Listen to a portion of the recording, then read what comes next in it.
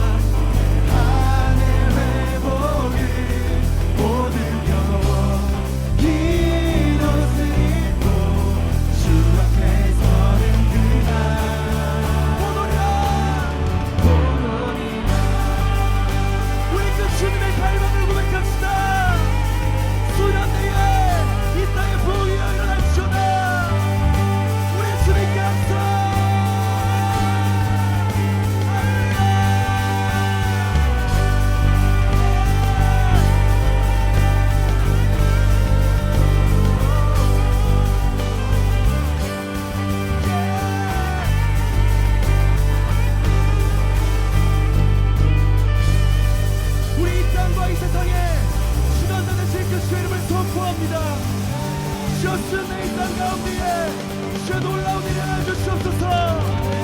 할렐루야.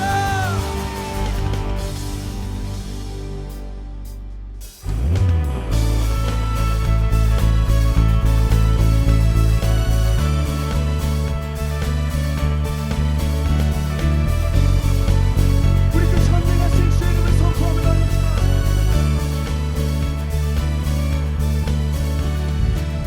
전능하신 주 놀라운 사랑 죄와 사망을 물리치셨네. 영광의 주님 만왕의 왕 예수 온 땅 흔드는 주님의 위엄 모든 만물이 주를 경배해. 영광의 주님 만왕의 왕 예수 전능하신 주님 전능하신 주 놀라운 사랑 죄와 사망을 물리치셨네. 영광의 주님 만왕의 왕 예수 온 땅 흔드는 주님의 위엄 모든 만물이 주를 경배해. 영광의 주님 만왕의 왕 예수 놀라우신 은혜 완전하신 사랑 나의 죄 위하여 십자가 지신 주 생명 주시고 자유케 하셨네. 오 예수 행하신 모든 일 찬양해. 우리 그 주님께서 하신 일들을 믿음으로 선포하며 한 손으로 나갑시다. 할렐루야.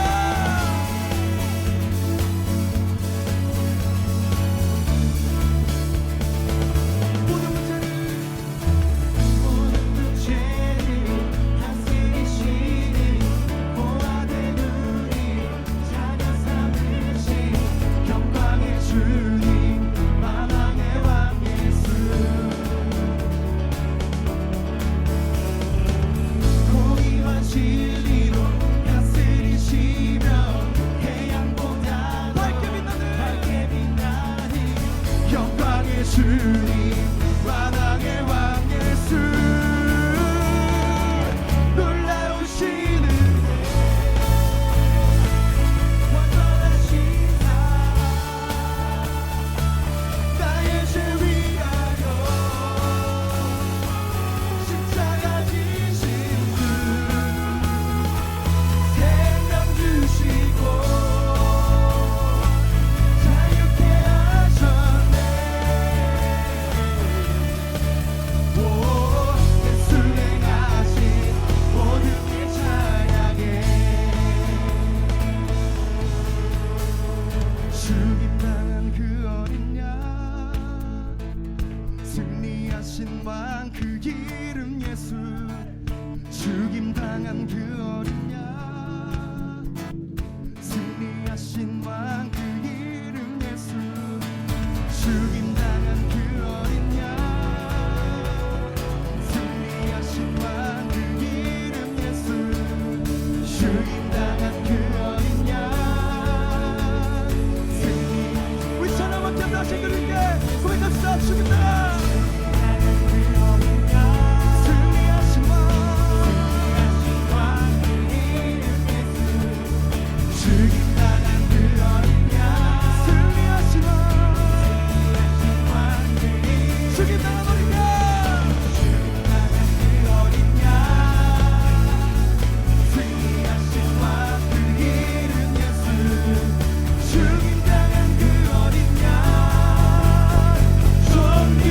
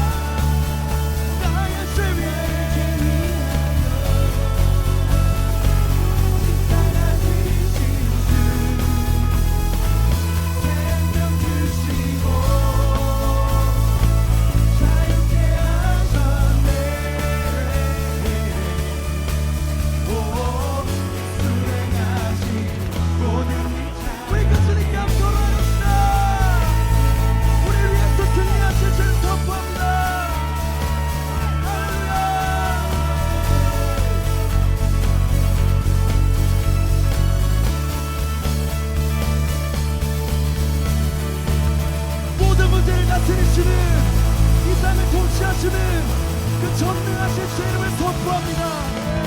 그 놀라우신 은혜를 선포합니다. 주여 역사해 주시옵소서. 할렐루야.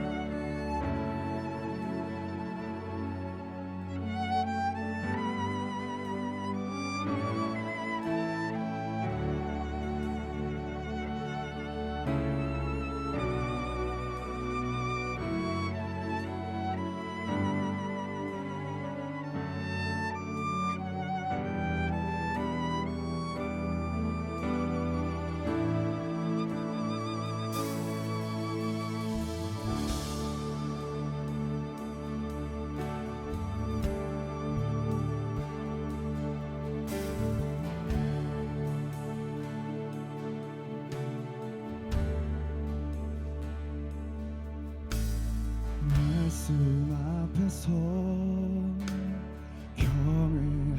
경외함으로 주께 홀로 섭니다. 생명의 말씀 읽고 순종해 주를 예배합니다. 말씀 앞에서 경외함으로 주께 홀로 섭니다. 생명의 말씀 읽고 순종해 주를 예배합니다. 기록된 말씀 힘이 있어서 진리로 우리 거룩해 하며 거룩한 말씀 세세 영원히 복음이 되어 말씀하시네.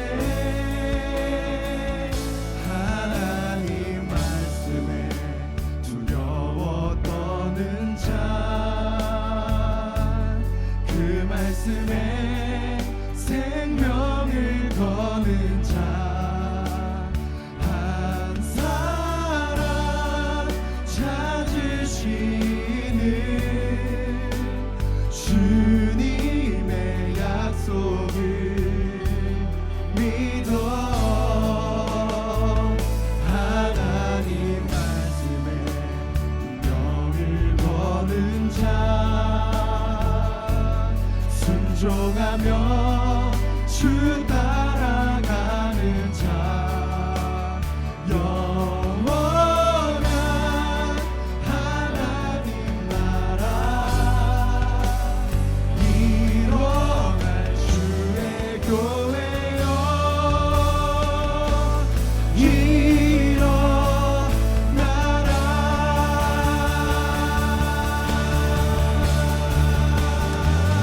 일어나라.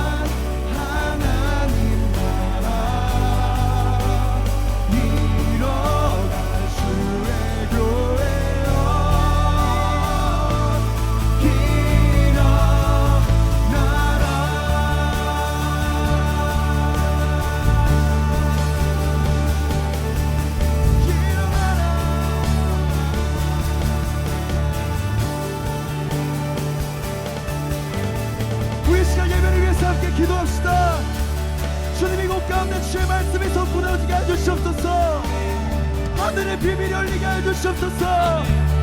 우리 삶의 말씀 앞에 순종하게 하여 주시옵소서. 말씀을 선포하신 남의 목사님 가운데에 지혜와 계시함을 함께 하여 주시며 그 선포되어지는 생명의 말씀들이 오늘 나의 삶에 심겨진 역사가 일어날지어다.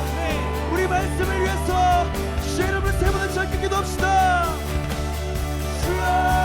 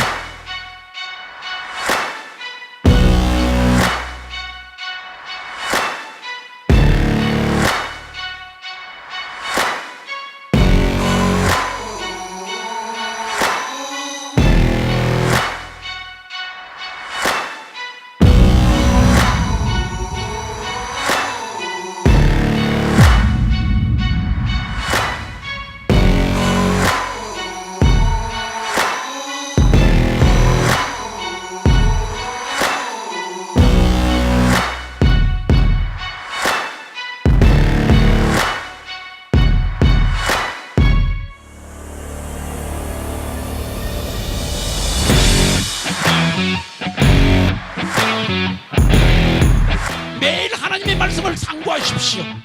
그 말씀을 붙들고 기도하십시오.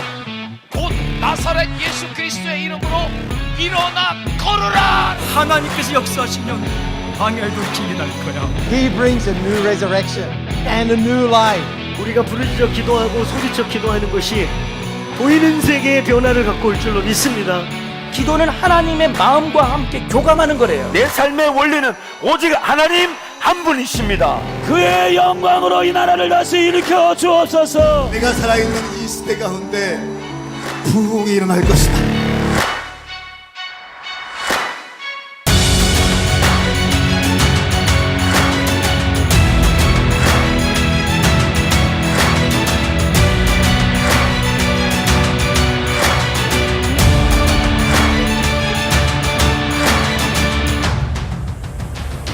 남들은 포기하고 남들은 하늘하고 있을 때 하박국은 부흥을 꿈꾸기 시작했습니다. In our time, in our day, 수년 내에 부흥을 주시옵소서. 우리가 부흥을 포기하지 마십시다. 부흥에 대한 열정을 식어지지 맙시다.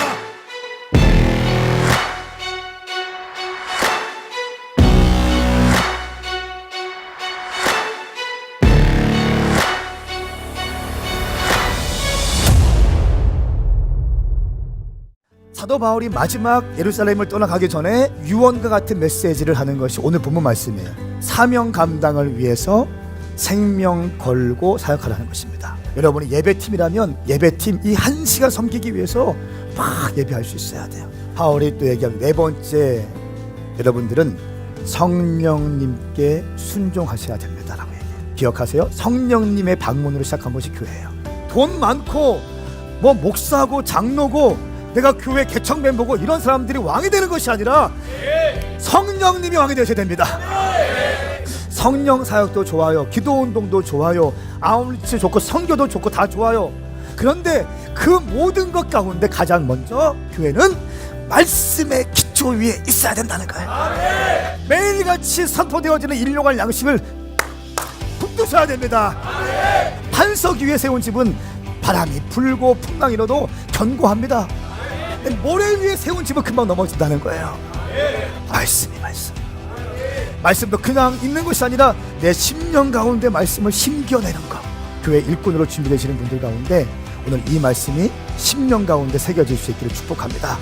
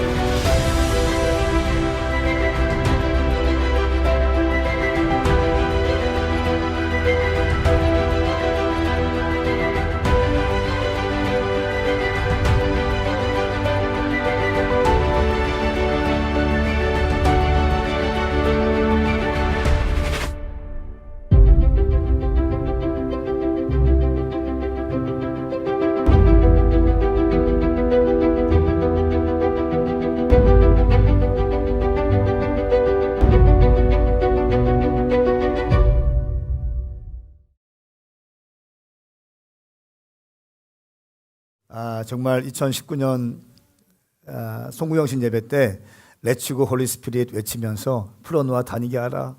레츠고 홀리 스피릿 풀어놓아 다니게 하라. 기억나세요? 레츠고 홀리 스피릿 풀어놓아 다니게 하라. 우리가 막 선포하면서 시작했던 것이 엊그제 같은데 벌써 2019년의 마지막 주일 예배로 우리가 이 자리에 모였습니다. 이 모든 것들을 인도해 주시고 또 그렇게 허락해 주신 그 주님께 한번 영광의 박수 올려드렸으면 좋겠습니다. 주님 감사합니다. 주님 고맙습니다. 모든 것이 다 주님이 하셨습니다. 아멘. 오늘 말씀은 레츠고 홀리 스피릿 45번째 부르심 주 예수를 위하여, 부르심 주 예수를 위하여라고 하는 제목으로 사도행전 21장 1절부터 14절까지의 말씀을 나누겠습니다.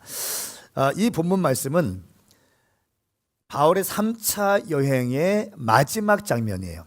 마지막 장면에서 일어나고 있는 일들, 또 여정들을 기록하고 있습니다. 밀레도에서 예배소 장로들을 불러서 고별 설교라고 하기는 좀 그렇고 어떤 리더십 전지 훈련 느낌으로 바울의 목회의 DNA를 전수했습니다. 그것이 지난주의 메시지였어요.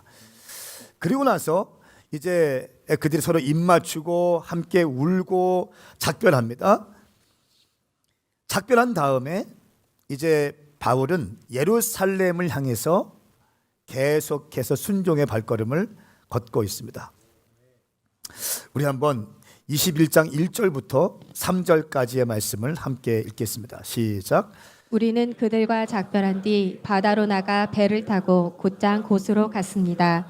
이튿날 우리는 로도에 이르렀고 그곳에서 또 바다라로 갔습니다. 우리는 페니키아로 건너가는 배를 만나 타고 가다가 키프로스 섬이 보이자 그 섬을 왼쪽에 두고 시리아로 행선해 두로에 배를 댔습니다. 그곳에서 배의 짐을 풀기로 돼 있었기 때문입니다. 아멘. 아멘. 사진을 좀 보여주십시오. 바울의 선교 여행의 마지막 부분입니다. 아주 오랜 시간 동안 이제 예루살렘을 향해서 달려가고 있는 바울의 여정을 우리는 볼 수 있습니다.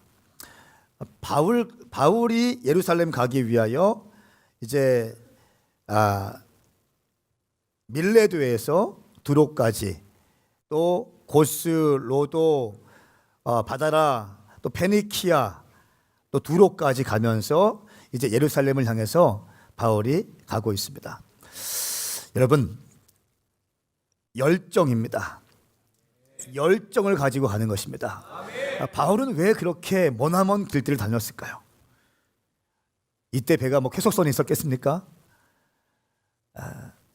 오랜 시간 동안 항해를 해야 되고 오랜 시간 동안 걸어야 되고 KTX 있는 것도 아니고, 제가 어제 포항 갔다 왔는데 포항에 1시간 반이면 가더라고요. 이그나이트 컨퍼런스를 하면서 형제들과 우리 미팅하고 피드백하면서 잠깐 양해를 구하고 4시 반차 타고 6시에 떨어져서 교회 가서 담임 목사님 미팅하고 말씀 준비하고 7시부터 9시까지 정확하게 찬양하고 설교하고 기도 인도하고 9시 28분 KTX 타고 다시 복귀했어요. 요즘에는 이렇게 KTX도 있고 뭐 많이 있지 않습니까? 근데 이 시대에 KTX 있는 것도 아니고 비행기 있는 것도 아니고 바울은 끊임없이 다니기 시작합니다. 멈출 수 없는 열정으로 하나님의 부르심을 향해서 달려가고 있는 것을 볼 수 있습니다. 그리고 이제 마지막 3차 여행의 마지막 부분에서 어떤 일이 있냐 하면, 부르심을 향해 달려갈 때에 여러분 유혹이 있고, 부르심을 향해 달려갈 때 뜻하지 않는 선물도 있고요, 또 부르심을 향해 달려갈 때 고난이 있다는 것입니다. 그냥 예수 믿으면 만사형통, 여러분 퀘스천이 있어요.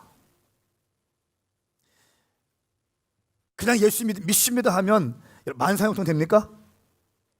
그러면 2000년 전에 예수님은 십자가에 달리시면 안 됐어요. 어떻게 생각하세요? 예수 믿으면 무조건 형통합니까? 그러면 예수님은 로마 군병들에게 채찍 맞으면 안 됐어요. 동의하시죠? 그러나 우리는 궁극적인 그 여정들을 통과하고 가나안 땅에 입성할 때에 우리 주님께서 두 팔을 벌쩍 벌이시고 우리를 안아주시는 그때를 향해서 달려가는 것입니다. 그러니까 부르심을 향해 달려갈 때에 고난도 없고 그냥 기쁜 일만 있고 즐거운 일만 있다? 아닙니다.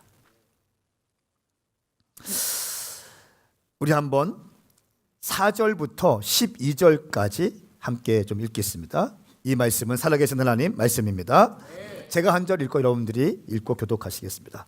우리는 두로에서 제자들을 만나 그들과 함께 7일을 지냈습니다.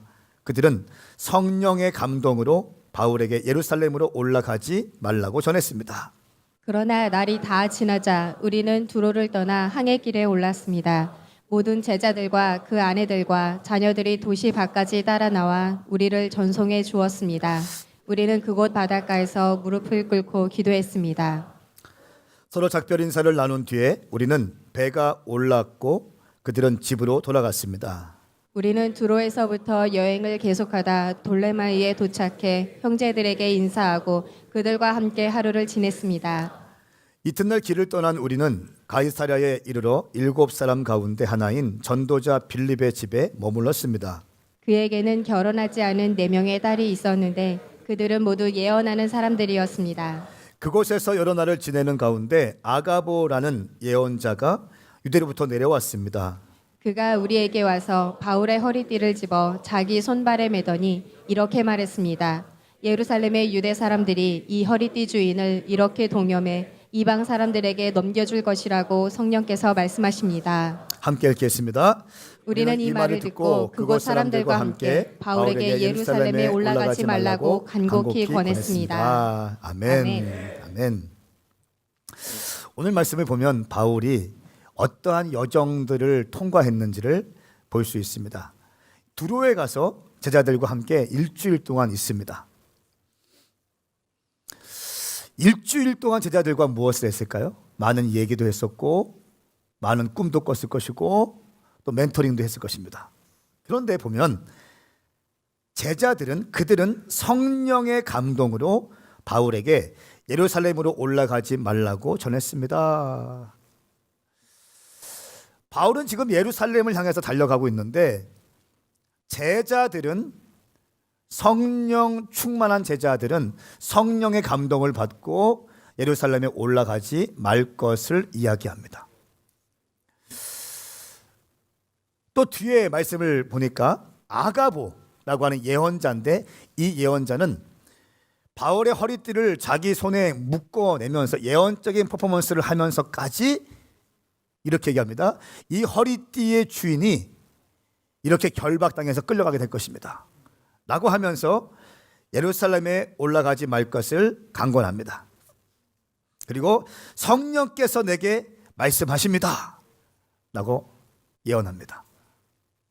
자, 바울의 제자들인 아주 성령 충만하고 말씀 충만한 제자들이 성령 받았어요. 성령의 감동으로 예언합니다. 그리고 예언자였던 아가보가 또 예언적인 퍼포먼스까지 하면서 예언합니다. 예루살렘에 가면 이방 사람들에 의해서 넘겨가게 될 것입니다. 우리는 이럴 때 어떻게 해야 될까요? 이 땅에 수많은 예언들이 있고요, 수많은 은사들이 있고 수많은 하나님의 말씀하셨습니다라고 하는 사람들의 메시지를 드릴 수 있습니다. 우리는 이때 어떤 결정을 내려야 할까요?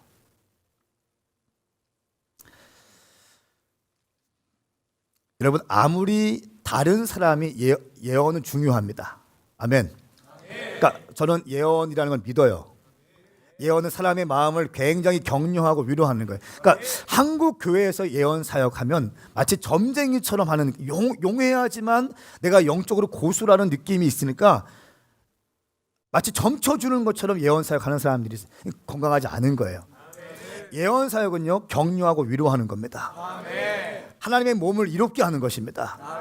그러니까 예언 사역하는 사람들 가운데 이세벨 스피릿이 있어서 사람들의 마음을 이렇게 컨트롤하고 하는 사람 굉장히 많아요.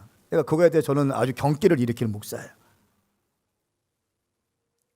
그러니까 저희 교회가 마지막 때 준비한다고 하니까 어떤 사람이 안 왔겠습니까?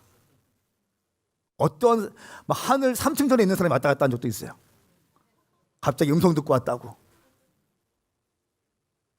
음성 듣고 왔다고 하면서 이제 곧 한 달 뒤에 한 달 안에 누가 올 것인데 목사님은 그분을 잘 만나셔야 되고 그분과 잘 대화하셔야 되고 그분이 말하는 것 받으셔야 됩니다.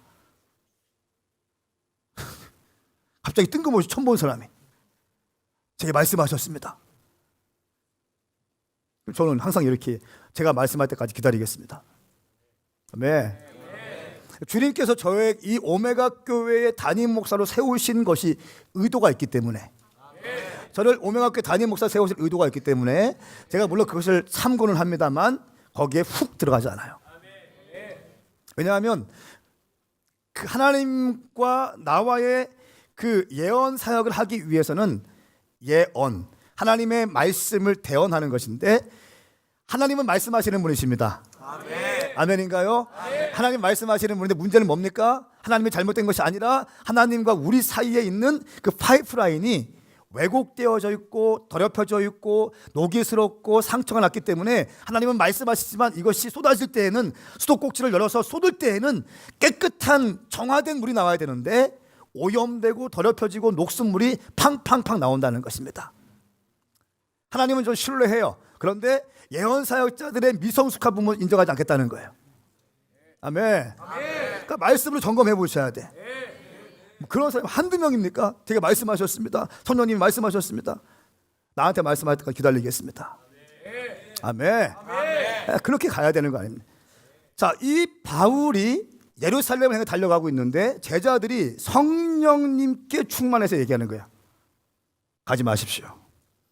아가보 예언자가 바울의 허리띠를 빼어서 이 자기의 손을 막 묶어내면서 이렇게 이방 사람들에게 넘겨지게 될 것입니다. 이 허리띠의 주인공이. 어떻게 하시겠습니까? 바울은 어떻게 하나요? 바울은요, 예루살렘을 향해서 달려갑니다. 여기서 중요한 것, 예언도 좋고 안수도 좋아요. 그런데 자기의 부르심의 길을 가는 것은 더 중요합니다. 할렐루야. 누가 이야기하고 누구에게 예언받고 안수받는 것 상황에 따라 중요할 수 있습니다. 그러나 내게 주신 부르심이 있다는 거예요. 내 인생 가운데 주신 부르심이 있다는 거예요. 우리 교회 가운데 주님이 주신 데스티니가 있다는 것입니다. 이 한국 땅 가운데 주신 부르심이 있다는 것입니다. 그 부르심을 붙잡고 신실하게 걸어가는 것이 가장 중요하다. 여러분 가운데 이 믿음이 있기를 예수님의 이름으로 축복합니다. 가면은 고난이 있을 것입니다. 고난 받게 될 것입니다. 라고 하는 예언이 선포되어졌습니다. 또 말씀을 보니까 8절부터 9절까지 보니까 굉장히 중요한, 저는 이 말씀 대해서 중요한 느낌이 있는데 한번 8절 9절 말씀 같이 한번 읽겠습니다. 시작. 이튿날 길을 떠난 우리는 가이사랴에 이르러 7 사람 가운데 하나인 전도자 빌립의 집에 머물렀습니다. 그에게는 결혼하지 않은 4명의 딸이 있었는데 그들은 모두 예언하는 사람들이었습니다. 아멘. 아멘. 가이사랴에 갔는데 빌립이라는 사람이 있는 거예요. 빌립이 누굽니까? 7 집사 중에 한 명이었어요. 7 집사였고 7 집사 중에 한 명인 최초의 순교자가 스데반입니다. 그리고 사도 바울은 스데반이 순교할 때에 스데반을 죽이라고 한 표 던졌던 사람 중에 한 명이에요.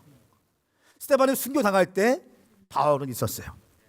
제가 믿기론 스데반이 순교당할 때에 7 집사들이 함께 있었다고 봐요. 빌립이 그 자리에 있었어요.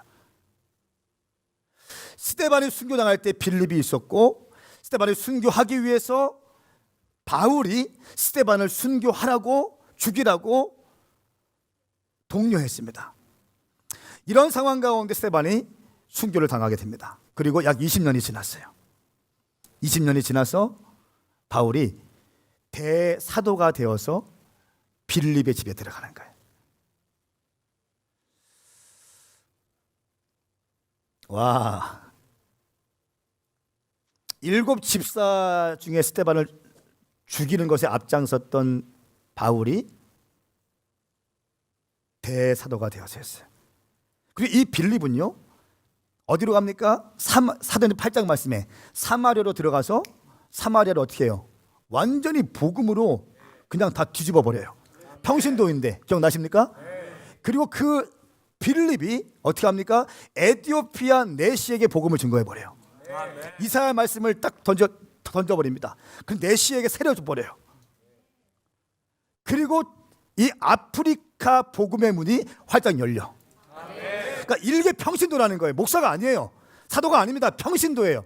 7 집사 중에 한 명인 빌립이 불받고 사마리아 땅에 들어가서 오지 아닙니까? 모든 유대인들이 거부했던 땅, 아무도 가려고 하지 않았던 그 땅에 들어가서 복음을 증거하는데 사마리아 땅이 온통 복음의 소식으로 가득 차기 시작해요. 그리고 나서 이 빌립이 어떻게 해요? 에티오피아 내시에게 복음을 증거하고 에티오피아가 그때 복음을 영접하고 세례를 받기로 결정해요. 세례를 줍니다. 그리고 이 에티오피아가 내시가 아프리카로 들어가서 복음의 첫 문을 연 사람이라고 학자들은 얘기하고 있어요. 자, 이렇게 복음에 불타올랐던 빌립 집사, 그리고 예수 믿는 것을 반대했고 예수 믿는 사람들을 죽이는 것에 앞장섰던 이 사울, 시간이 20년이 지났습니다. 그리고 이제 이 사울이 대사도가 되어서 빌립의 집에 가게 되는 것입니다.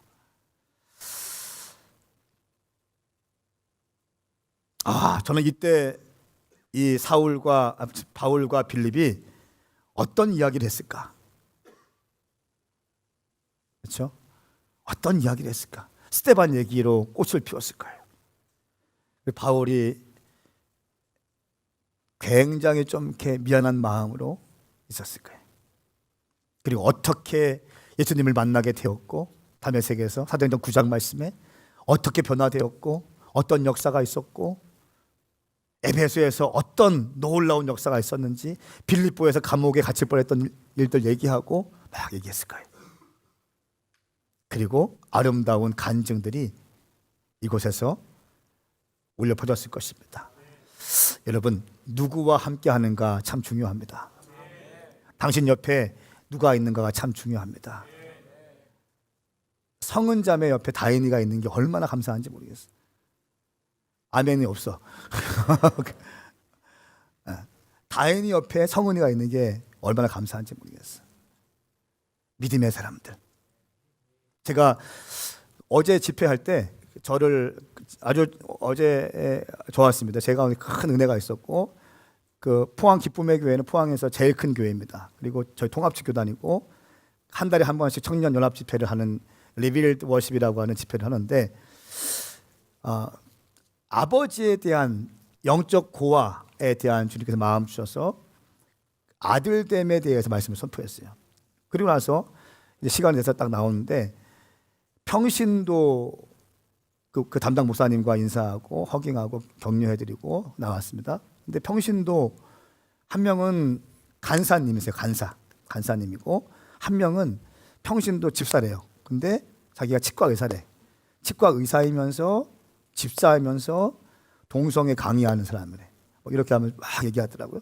한 사람은, 이 간사는 막 우리 교회 그때 금요일에 왔다고. 금요일에 왔는데, 우리 교회 왔는데 너무너무 은혜 받아가지고 또 태평소국밥도 너무 맛있게 먹어서 얼마나 행복했는지 모르겠다고 하면서 너무 큰 대접 받아가지고 자기 너무너무 행복했다고. 그리고 금요일날 밤에 전도하는 청년들 모습 보니까 저희가 엄청 은혜 받고 기도하는 모습에 탁 깨져가지고 이렇게 얘기하더라고요. 25일날 자기들도 밖에 나가서 예배했다는 거예요.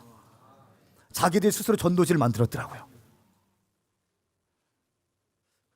여러분이 섬기는 교회가 이런 교회예요. 교회는 그냥 뭐 임대에 쓰고 있지만 너무너무 감사하다고. 너무너무 감사하다고. 그러면서 목사님 식사를 잘 섬겨드려야 되는데 시간이 없어가지고 너무 안타깝다고. 다음에 가겠다고. 또 그 사람이 삼겹살 주인이거든요. 삼겹살 식당 주인이거든요. 제가 모시겠습니다. 나는 혼자 안 가는 거 알지? 나는 혼자 안 가는 거 알지? 팀으로 갈 테니까 괜찮습니다. 목사님. 얼마든지 몇 명 같이 오십니다. 여러분, 그러면서 그 사람이 하는 얘기가 그 간사님이 그렇게 차를 타고 이제 앞에서 둘이 타고 있고 얘기하고 제가 있고 승일 형제가 같이 갔어요. 막 이렇게 얘기를 하는 거야. 막 이렇게 가서 얼마나 좋았고 얼마나 많이 배웠고 가슴이 뜨거워졌고 우리도 이제 노방전도 하고 막 이렇게 하기로 결정했다고 하면서 막 얘기를 하는 거예요. 그러니까 이 사람이 치과 의사가 하는 얘기가 아무리 듣는 것보다 한번 가서 보는 게 더 큰 힘이 되고 더 큰 능력이 있는 것 같아요 라고 말하더라고요. 여러분, 아무리 우리가 주님 사랑하고 뭐 듣고 한다 할지라도요, 함께 있는 것입니다. 함께 있는 것입니다. 함께 있는 것이, 특별히 어떤 사람과 함께 있는 것이 있는가가 당신의 인생을 결정할 것입니다. 여러분 주변에 믿음의 사람들을 세우시기 축복합니다. 믿지 않는 자들에게는 복음을 증거하시고 믿는 자들에게는 아름다운 간증하시기 축복합니다. 13절과 14절 말씀 함께 읽겠습니다. 시작. 그러자 바울이 대답했습니다. 왜 여러분은 울면서 내 마음을 아프게 합니까? 나는 주 예수의 이름을 위해 예루살렘에서 붙잡힐 것은 물론 죽을 각오도 돼 있습니다. 바울이 설득당하지 않자 우리는 주의 뜻이 이루어지길 기원합니다 하고는 더 말하지 않았습니다. 아멘. 12절 말씀을 보니까 우리는 이 말을 듣고 그곳 사람들과 함께 바울에게 예루살렘에 올라가지 말라고 간곡히 권했습니다. 그 제자들의 예언도 들었고 아가보의 예언적인 퍼포먼스도 보았고, 그래서 거기 있던 사람들이 간곡하게 말리는 거예요. 가지 마십시오. 가시면 묶임당하고 체포됩니다. 가지 마십시오 라고 하면서 간곡히 말립니다. 바울이 하는 말 가만히 보십시오. 왜 여러분은 울면서 내 마음을 아프게 합니까? 다시 말하면 이 사람들이 울면서 간곡히 만류했다는 거예요. 그러니까 제자들은 바울을 사랑했다는 거예요. 그렇죠? 사랑했고 소중하게 여겼고 바울의 삶을 보호하기 위해서 가지 말라고 한 겁니다. 왜 여러분은 울면서 내 마음을 아프게 합니까? 나는 주 예수의 이름을 위해 예루살렘에서 붙잡힐 것은 물론 죽을 각오도 되어 있습니다. 이렇게 바울이 이야기합니다. 사랑하는 여러분, 부르심을 이루기 위해서는요, 고난도 통과하셔야 됩니다. 아멘. 그러니까 부르심, 하나님께 주신 비전, 이것을 이루기 위해서는 고난 반드시 통과하셔야 됩니다. 어떻게 고난을 통과하지 않고 그냥 열립니까? 아니에요. 고난을 통과하셔야 돼. 어쩌면 생명을 걸 수 있는 그런 순간도 직면하게 될지도 모르겠어요.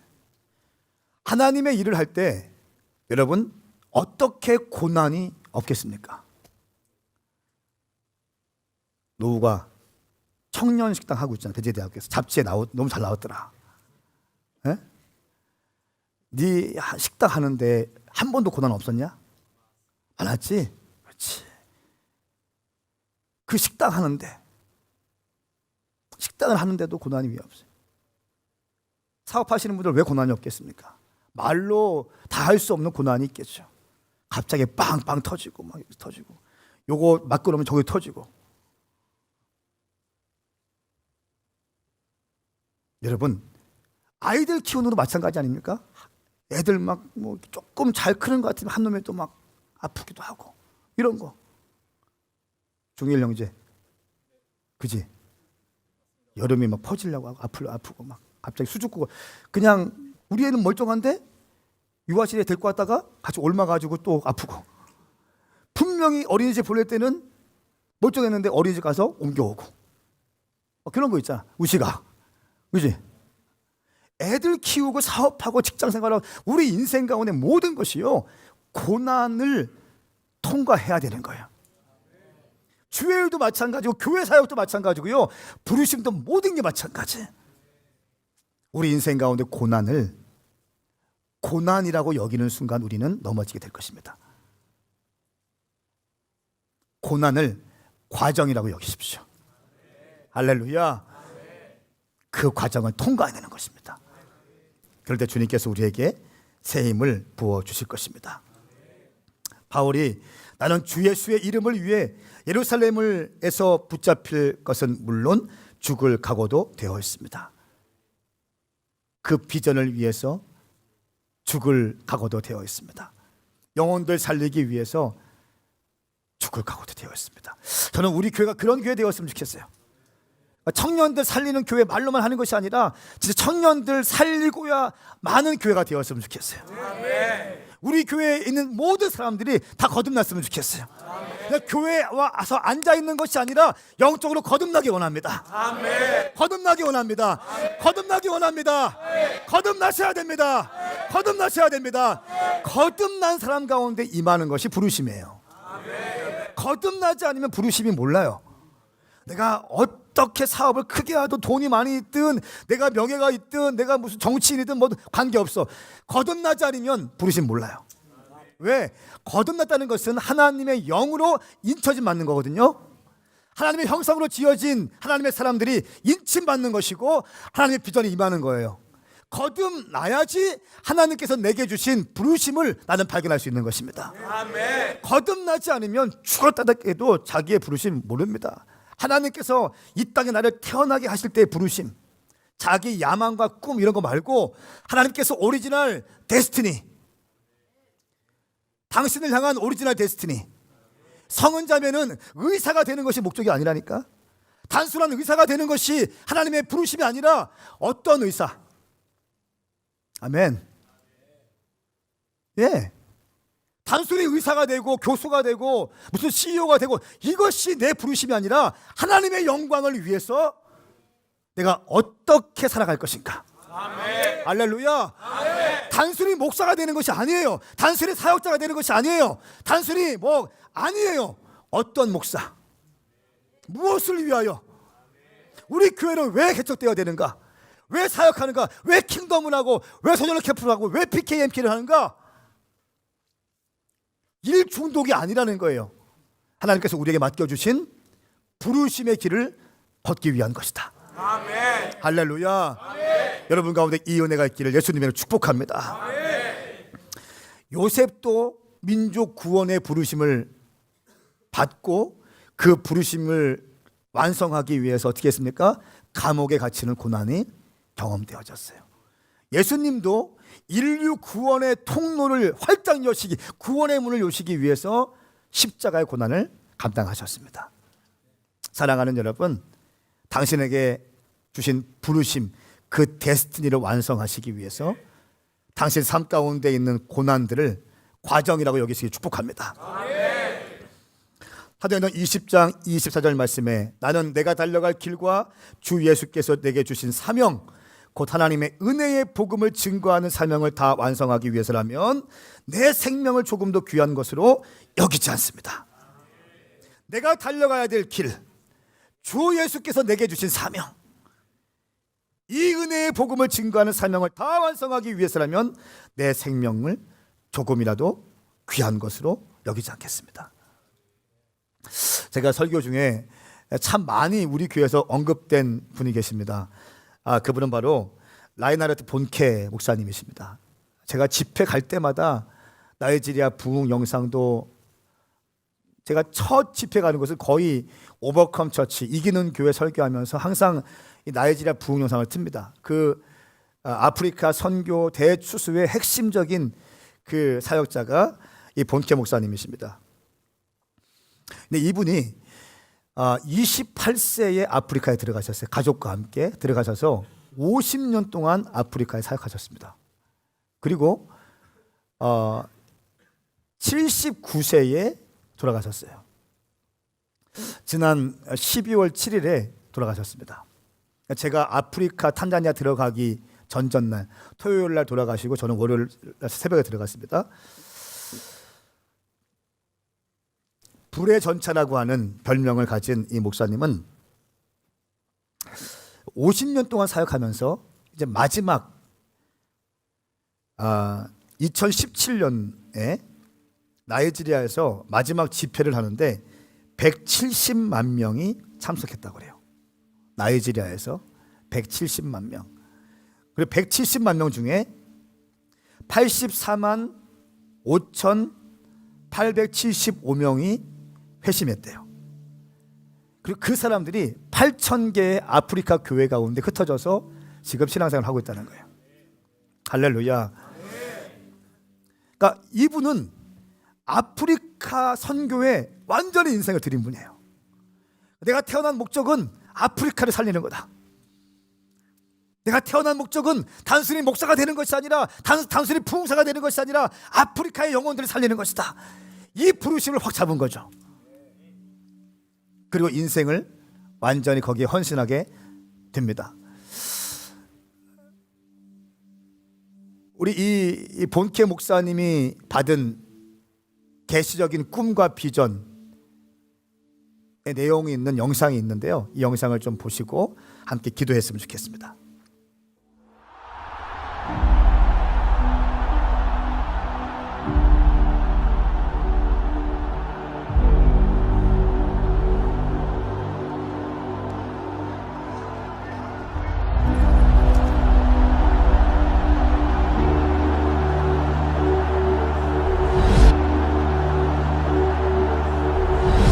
In the name of Jesus, I break the curses of the devil. In the name of Jesus, I break the power of every disease. In the name of Jesus, no divorce. In the name of Jesus, I thank you that you will bless each and every one and let them rise from their deathbeds, from hospital beds. Every request shall be fulfilled in the mighty name of Jesus. And if you believe that, shout hallelujah!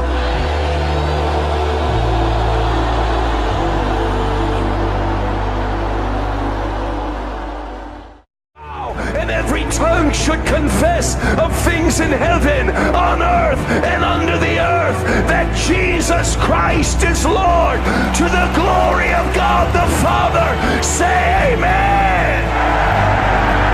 I heard she had sickle cell. Yeah, sickle cell anemia. So she couldn't do this before. No more pain. No more pain. No more, you can feel it. I only have one desire. I want hell empty and heaven full.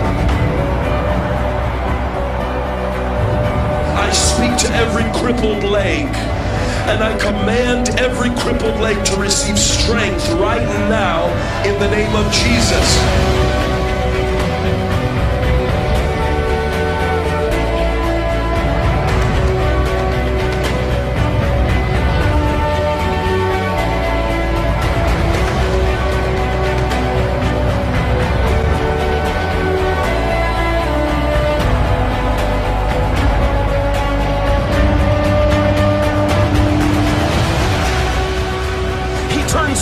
Into light. He turns sin into salvation. He turns bondage into freedom. He takes away addictions, and he changes us from the inside out.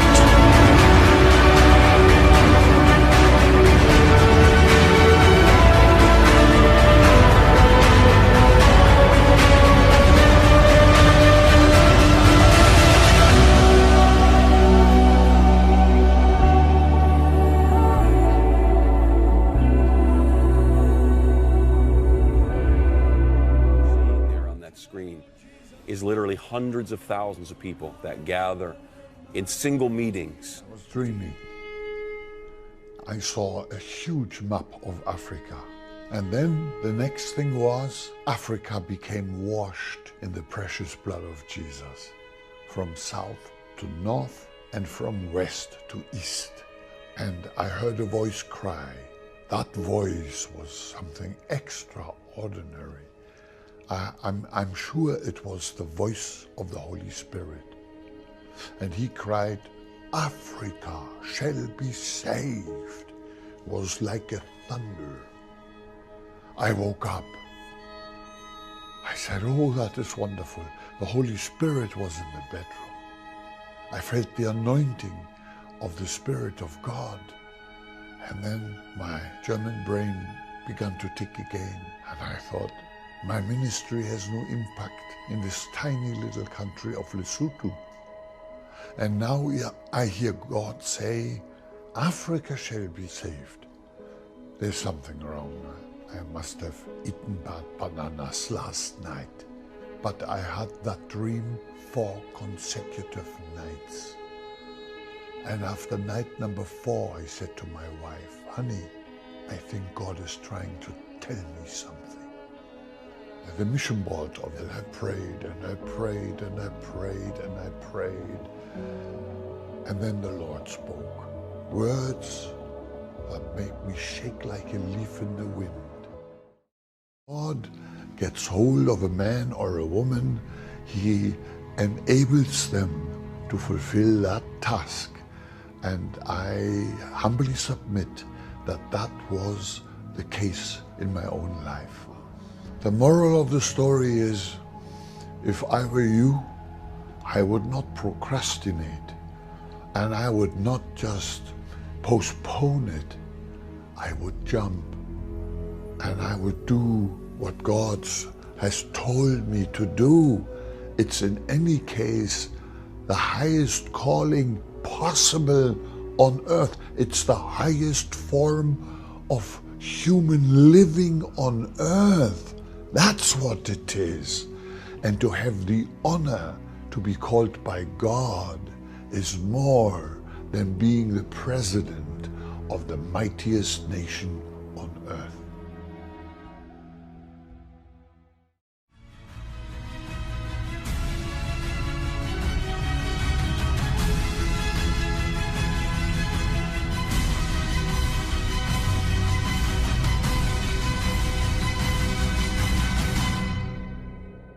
한 사람이 주님의 주신 부르심을 붙잡고 나갔을 때 아프리카 땅 가운데 엄청난 부흥의 역사가 시작되는 것을 우리는 보았습니다.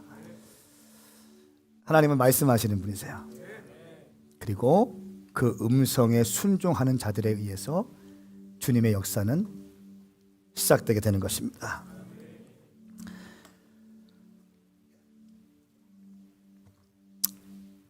부르심이라는 것은 다시 한번 말씀드리면 거듭나야 받을 수 있는 거예요. 하나님은 계시적으로 여시는 분이세요. 그러니까 부르심 계시적으로 임하셔야 돼요. 이것은 거듭나야, 영으로 거듭나야 하나님께서 내게 하시는 말씀을 들을 수 있고 내게 주신 부르심을 잡을 수 있는 거예요. 그 부르심을 잡았어. 거듭났어. 그리고 나는 내 부르심, 내가 무엇을 위해 살 것인가, 내가 단순히 의사가 아니라 단순히 사역자가 아니라 단순히 패션 디자이너가 아니라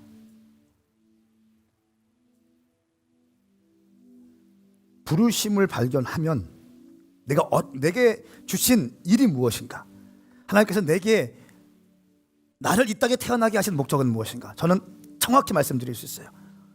이 땅의 청년들 살려내라. 이것이 내가 너를 부른 목적이고 이 마지막 때에 너를 목사로 삼은 이유이다. 끝. 여러분 가운데도 마찬가지라는 거예요.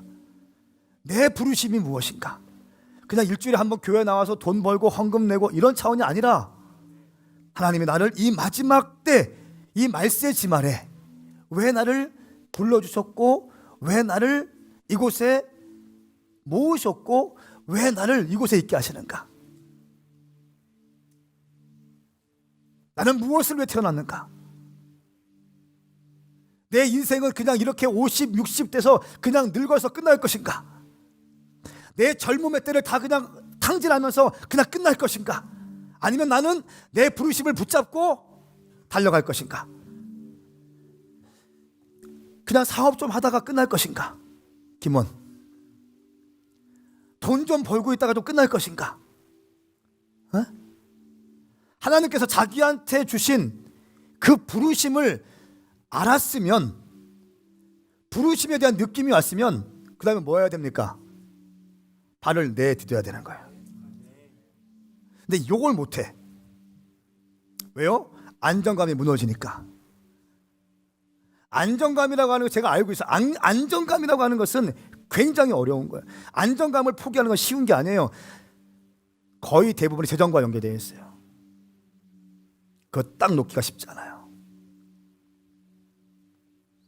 그 다음에 거듭나면 세계관이 바뀌게 되고 주님께 헌신과 순종할 때 우리 가운데 기름 부으심이 임하게 되는 거예요. 이그나이트 대부분 듣게 되었습니다. 순종하는 자들 가운데 기름 부으심이 있는 거예요. 오늘 사역자들이 많이 저를 부러워한다고 하잖아요. 뭐 교회도 막 세우고 있고 이런 시대에 교회를 막 세우고 있고 컨퍼런스를 하는 사람들 많이 모이고 여기저기 사역도 하고 저 많이 부러워합니다. 젊은 사역자들이, 젊은 신학생들이. 제가 늘 얘기해요. 이것만 보지 마라. 그 이면을 봐라. 나 20대 때 방황했지만 주님 만나고 나서 헌신적으로 달려왔다. 개척할 때부터 21일 금식했다. 6번 했다. 사랑이 아니라 했다. 주님 말씀하시면 순종한다. 나는 생명 걸고 사역한다. 내 부르심을 향해 달려갈 때에 이런저런 잡음이 있고 이런저런 아픔이 있지만 눈 깜짝하지 않는다.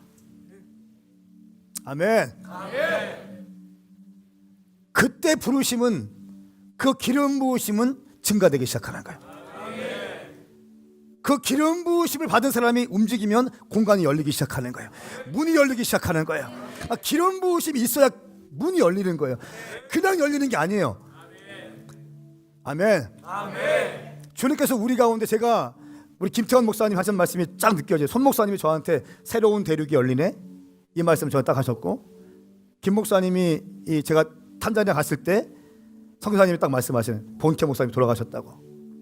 김 목사님이 딱 말씀하시는, 김태환 목사님이 뭔가 바통 터치의 느낌이 있습니다 하는데 저는 그냥 새끼 목사입니다. 그런데 뭔가 그것이 제 안에 꿈틀거리기 시작하는 거예요. 그리고 탄자니아가 열리기 시작했어요. 하나님께서 우리에게 자꾸 뭔가 맡기시는 것 같은 느낌이 들어요. 사랑하는 여러분, 이건 쉬운 길이 아니에요. 이게 좋은 게 아니에요, 사실은. 박영수 집사님, 이 비전에 같이 달려가시죠. 청년들 살리고 아프리카 영혼들 살리는데 함께 힘을 좀 보태십시오. 집사님의 사업장 하나님의 영광을 위해서 쓰임 받으셔야 됩니다. 아멘. 영혼 간사, 아멘. 승현, 네. 장혜기 장로님, 아멘. 너무 부드럽게. 박경호 집사님, 아멘. 네.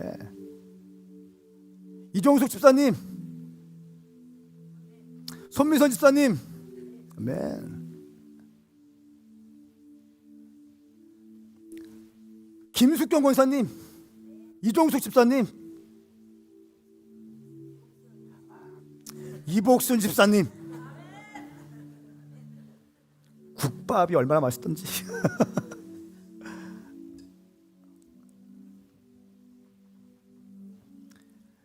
우리의 인생을 생각해 보세요. 그냥 교회 한번 왔다가 예배 드리고 조금 헌금 내면 뭐 집사 직분 주고 권사 직분 주고 조금 열심히 하는 것 같으면 장로 직분 주고, 신학생들 신학교 졸업하면 그냥 전도사 되고 때 되면 목사 안수 받고, 또 여기저기 기웃기웃거리면서 큰 교회 뭐 없나 보고 있다가 거기 있으면 막 얼른 이어서 넣고 10만 원 더 준다고 하면 옮겨버리고, 이렇게 인생을 살 것인가?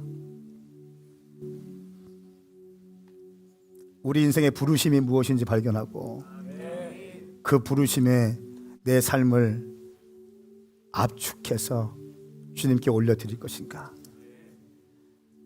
가슴 뛰는 삶을 사셔야 돼요. 저는 여러분들과 함께 가슴 뛰는 삶을 살고 싶어요. 가슴 뛰는 인생을 살고 싶어요. 여러분들의 가슴이 주님에 대한 비전으로 막 펌핑 되어지기 원합니다. 함께 일어나십시다.